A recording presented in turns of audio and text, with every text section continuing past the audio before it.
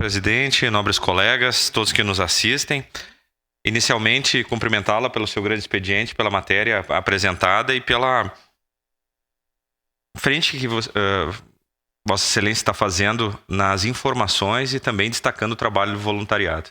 Esse trabalho, inicialmente, que é de busca de alimentos, agasalhos, medicamentos, materiais de limpeza, é muito importante agora neste momento. Mas agora, quando as águas baixarem, né, vai começar uma nova questão da reconstrução. E aí vai precisar doações.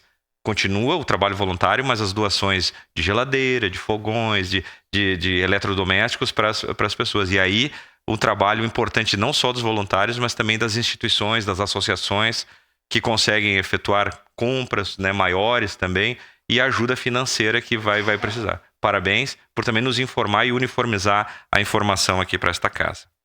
Mas hoje venho aqui à tribuna também para fazer um agradecimento, e faço um agradecimento diferente. Hoje, não em meu nome, mas em nome do querido amigo Antônio Carlos Alves Pereira, que está na plateia e acompanhou toda a nossa sessão hoje.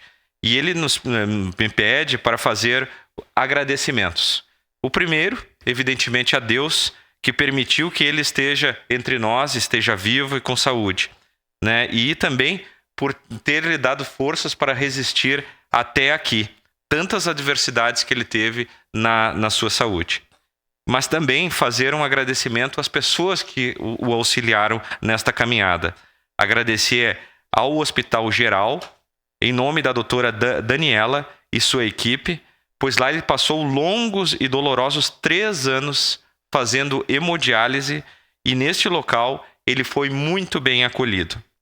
E também não poder esquecer de citar o Hospital Pompeia como protagonista da sua recuperação, pois ele voltou à vida, porque lá ele foi atendido e não só atendido, mas também ele realizou um transplante de rins, que foi muito bem sucedido, né, pela equipe da doutora Daniela, e agradecer também a equipe do doutor Rosarim e a equipe do bloco 6 do hospital, né, porque ele, além do transplante, ele teve que fazer um novo procedimento da retirada de uma fístula e também de toda a sua recuperação, e ele ficou muito tempo no Hospital Pompeia. Então, agradecer a esses hospitais, a esses médicos que salvaram a vida deste querido amigo, Antônio Carlos, e lhe desejar, Antônio, muita saúde, né, que você sempre possa ser muito feliz na sua vida. Você faz um trabalho comunitário também, né, um líder comunitário, então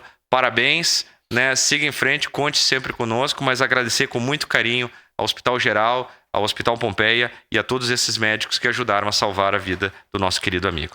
Era isso, presidente, muito obrigado.